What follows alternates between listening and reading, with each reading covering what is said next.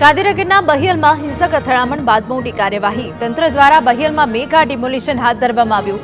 આરોપીઓના દબાણો પર તંત્ર દ્વારા બુલડોઝરથી કાર્યવાહી. 186 જેટલા ગેરકાયદે એકમોના ડિમોલિશનની કાર્યવાહી. અગાઉ ગેરકાયદે બાંધકામ અંગે તંત્ર દ્વારા નોટિસ પાઠવાઈ હતી. અસામાજિક તત્વોએ પથ્થરમારો કર્યો, આગચંપી કરી હતી અને અરાજકતા ફેલાવી હતી. નવરાત્રીમાં થયેલી અથડામણમાં સામેલ આરોપીના દબાણ પર બુલડોઝર, ચુસ્ત પોલીસ બંદોબસ્ત વચ્ચે ડિમોલિશનની કાર્યવાહી. દબાણો જમીનદોસ્ત કરી તંત્રનો આરોપીઓને કડક સંદેશ. એસપીએ કહ્યું, કોઈ પણ પ્રકારની અસામાજિક પ્રવૃત્તિ સહન નહીં કરવામાં આવે.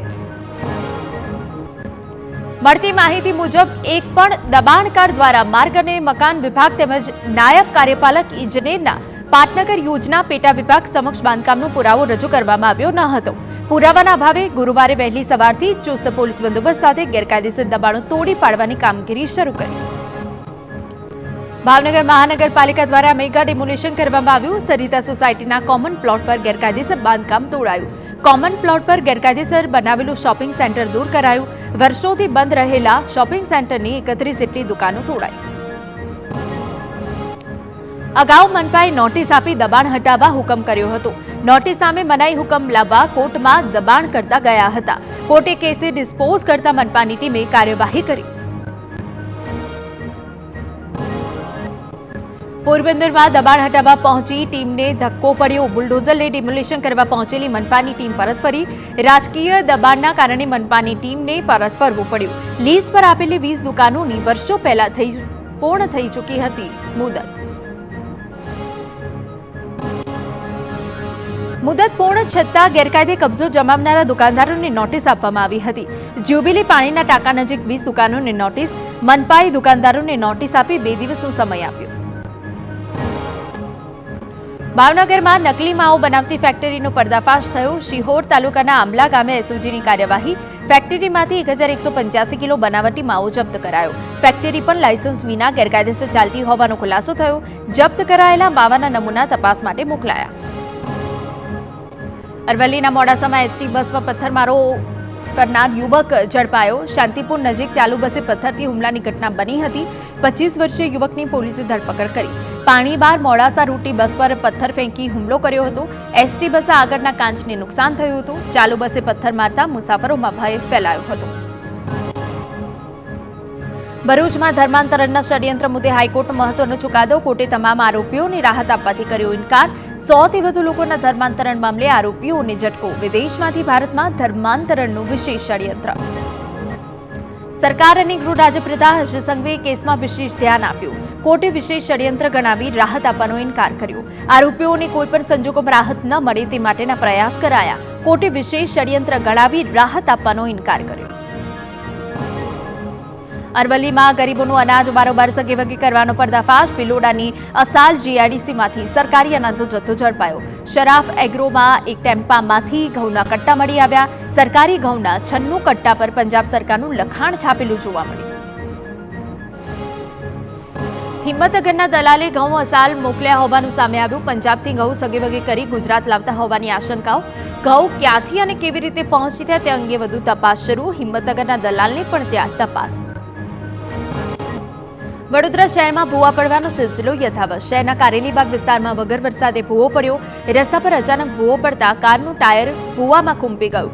આ પહેલા બાપોદ વિસ્તારમાં પણ ભૂવો પડ્યો હતો અને તેમાં પણ વાહનો ફસાયા હતા. ચાલુ સિઝનમાં વડોદરા શહેરમાં આ 30મો ભૂવો પડ્યો છે. અમદાવાદની 4 શાળાઓને એફઆરસીએ 5 લાખનો દંડ ફટકાર્યો. નિયત ફી કરતાં વધુ ફી લેતી હોવાથી 5 લાખનો દંડ. વેદાંત ઇન્ટરનેશનલ સ્કૂલ, જેનેસિસને દંડ કરાયો. શિવાસીસ અને તુલિપ ઇન્ટરનેશનલ સ્કૂલને પણ દંડ. વેદાંત ઇન્ટરનેશનલ સ્કૂલે દરખાસ્ત કરેલી ફી વસૂલી હતી. એફઆરસીએ ફી વધારો મંજૂર ન કર્યો હોવા છતાં ફી વસૂલી. જેનેસિસ અને શિવ આશીષે પ્રી પ્રાઇમરીની ફી મંજૂર કરાવી નહીં. તુલિપ સ્કૂલે પણ પ્રી પ્રાઇમરીની ફી મંજૂર કરાવી નહીં. 5 લાખનો દંડ કરવા સાથે વાલીઓની ફી સરભર કરી આપવા આદેશ. જામનગરમાં 7 દિવસ બાદ જીએસટી વિભાગનું સર્ચ ઓપરેશન પૂર્ણ. સતત 7 દિવસ 21 પેઢીમાં જીએસટી વિભાગે તપાસ કરી. કરોડો રૂપિયાના બેનામી વ્યવહારો સામે આવ્યા. 70 કરોડથી વધુની વેરાશાક કૌભાંડનો પર્દાફાશ.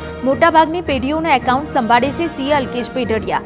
સીએ પેઢડિયાએ પેઢી ધારકોની જાણ બહાર ખોટા બિલ રજૂ કર્યા હતા.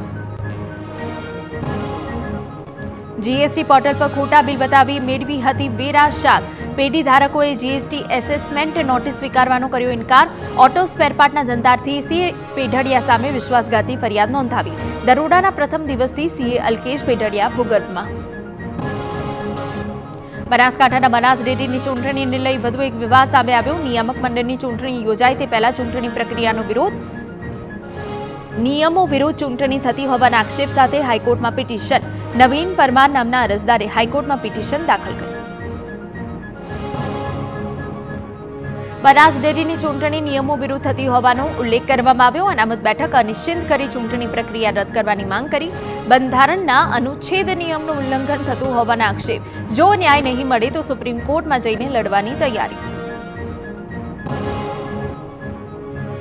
જૂનાગઢના ઝાંઝરડા રોડ પર આગ લાગવા મામલે આખરે કાર્યવાહી. મહાનગરપાલિકાના બાંધકામ શાખાના કાર્યપાલક ઇજનેરનું સરેન્ડર. 5 મહિના બાદ કાર્યપાલક ઇજનેર જયેન્દ્રસિંહ ઝાલા સામે ગુનો દાખલ. મંજૂરી વગર જેસીબીથી ખાડો ખોદતા સ્પાર્ક બાદ વિસ્ફોટ થયો હતો. સાબરકાંઠામાં એઆર પોન્જી સ્કીમ છેતરપિંડીનો મામલો. ગુનો નોંધાયા બાદ તપાસ સાયબર ક્રાઇમને સોંપાઈ. કરોડોના કૌભાંડ અંગે હવે સાયબર ક્રાઇમ તપાસ કરશે. એઆર ગ્રુપ સામે ફરિયાદ બાદ અનેક રોકાણકારો આવ્યા સામે છેતરપિંડી અને કૌભાંડ મસમોટું હોવાની આશંકાએ તપાસ. અરવલ્લી માલપુરના સાતરડા ગામેથી બોગસ તબીબ ઝડપાયો. અનુભવના આધારે તબીબી સેવા આપી ઊભી કરી હતી છાપ. ડિગ્રી વિના જ ઇન્જેક્શન અને દવાઓ આપી સારવાર કરતો એસઓજીએ બોગસ તબીબ ડાહ્યા ઝાલાને ઝડપી પાડ્યો. દવાઓ સહિત સાધનો પણ પોલીસે જપ્ત કર્યા.